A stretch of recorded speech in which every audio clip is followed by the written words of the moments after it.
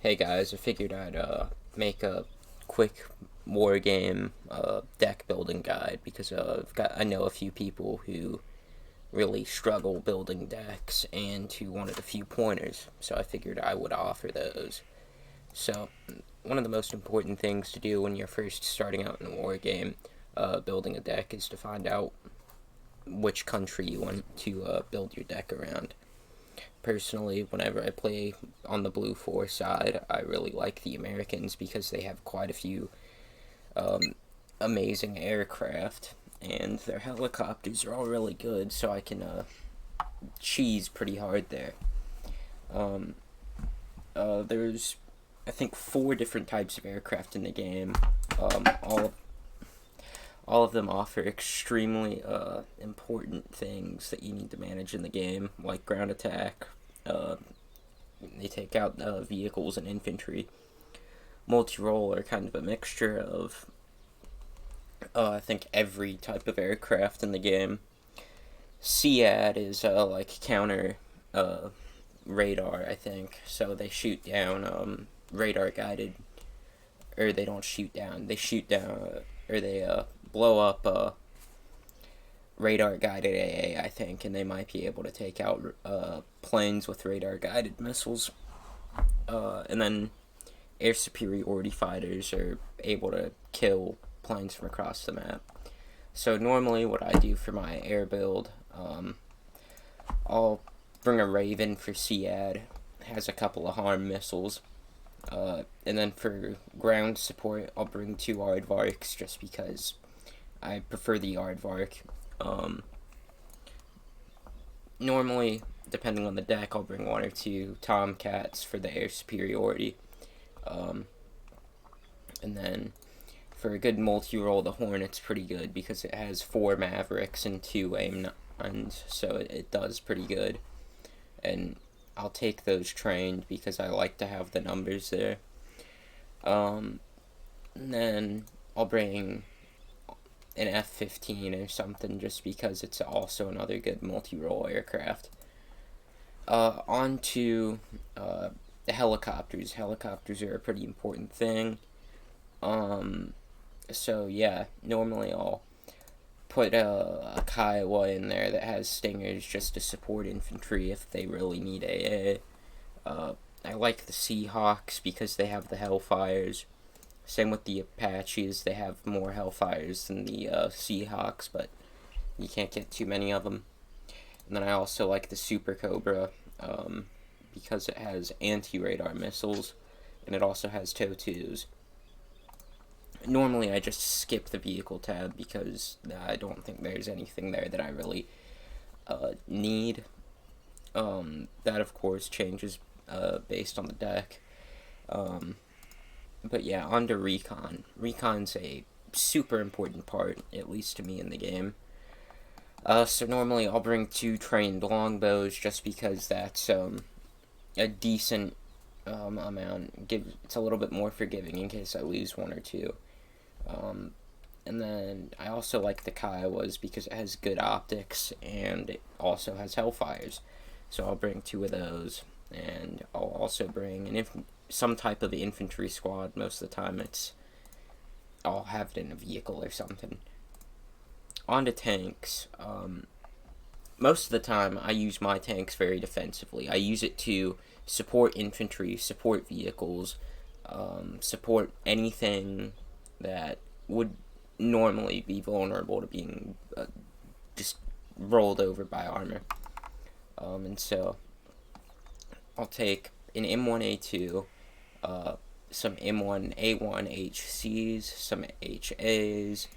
Pretty much I'm just looking to get anything that has that 120mm cannon, because otherwise you're going to get rolled over by other armor. Onto the support tab. Support is also very important because it's got all of the stuff that is going to keep your deck together, and it's also going to allow you to annoy the heck out of your enemy. There are so many different ways to just cheese people with arty in this game. So normally what I'll bring a couple Hawks just because if you're not having to put up with CAD if your opponent forgets to bring it, it's a very good AA. Now, I could also put the Patriot in here, but you only get 1 or 2 Patriots per unit, and you can only bring 1 unit of Patriots, so I normally don't. Another thing that I really like with AA is the M1635 ads. That's because it has the 20 mil autocannon that just kind of rips apart aircraft. The only thing about it is it does have to get in range. So if you can place these in some cheeky areas, get them in somewhere where it wouldn't be expected by your opponent, it can do a lot of damage to helicopters, aircraft, planes coming in to do anything. It's very good. So make sure you bring something like that. On to artillery. There's a ton of different artillery in this game. There's rocket arty like the M270. I'll use it depending on the scenario. Recently, mortars have been one of my favorite things to use, just because they're pretty mobile, and since they have to be so close to be fired, there's not a lot of time for the enemy to move out of the way of the artillery. My preferred artillery, though, are the SPGs. I love paladins and things like that, because it's just such a mobile platform. And so for this deck, I'll bring mortars and a paladin as well from that. Infantry is also very important, depending on what exactly you're trying to do. If you're playing with a friend and you're going to support, you may want to bring a couple of Stinger man-pad units, which will take care of planes and helicopters. But since I'm playing like an unspec American deck, my favorite thing to do is just cram all my infantry into Bradleys, because it's effectively a free IFV. It has tows, it has a good cannon, and it shreds pretty much anything. Another unit I also really like that I think gets overlooked a little bit are these light riflemen. It's pretty much just a normal infantry squad, but they also have a Super Dragon ATGM, which, if you get those behind enemies, does miracles. And so I'll bring those in helicopters or something. Logistics is another part of the game that often gets overlooked. So there's also a fob is going to be one of the most important things depending on what type of deck you're playing.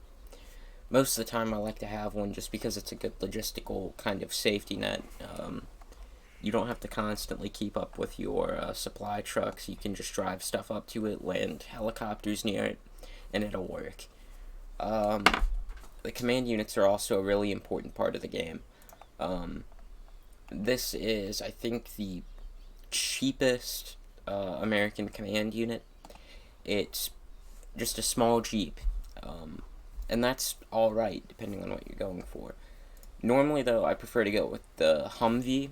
It's a little bit more expensive, but because of that, you get a little bit more stuff. Like, you get higher speed, I think you get better fuel, and you also get a 50 cal machine gun to defend yourself. Although, most of the time, if the enemy is fighting your command unit, you have more problems going on.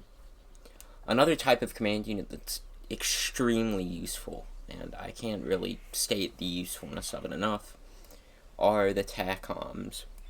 These things are amazing because you can just fly them up to a command point quick at the beginning of the game, and as long as you keep up with them, make sure they're not getting flanked, not getting hit by arty, they are nearly unkillable.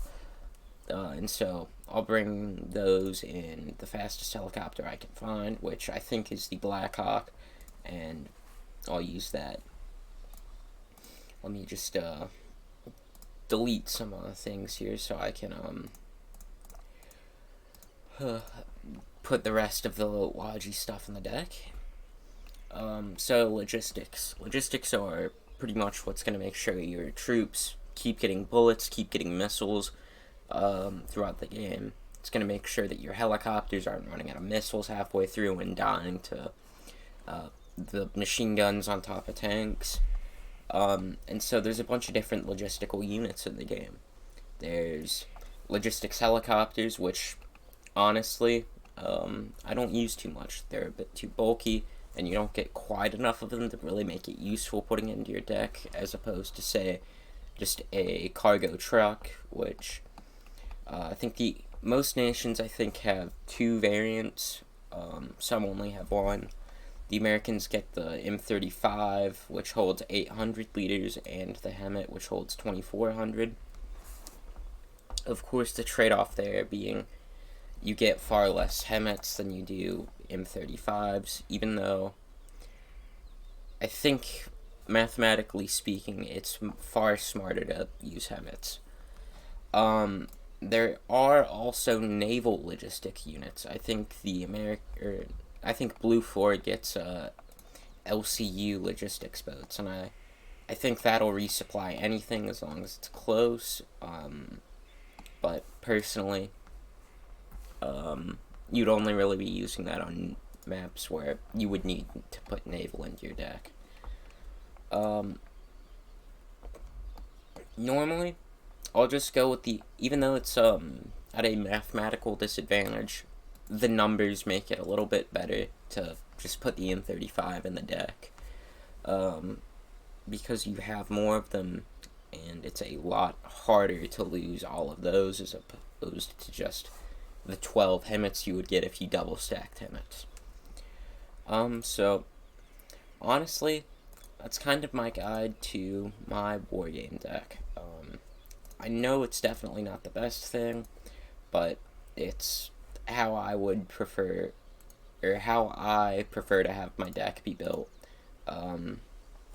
especially when I'm not playing super competitively. I think all around this is a pretty decent deck. It'll get you what you need. So yeah. Please don't crucify me. This is my first time ever really getting into Wargame deck building. But yeah. That's it.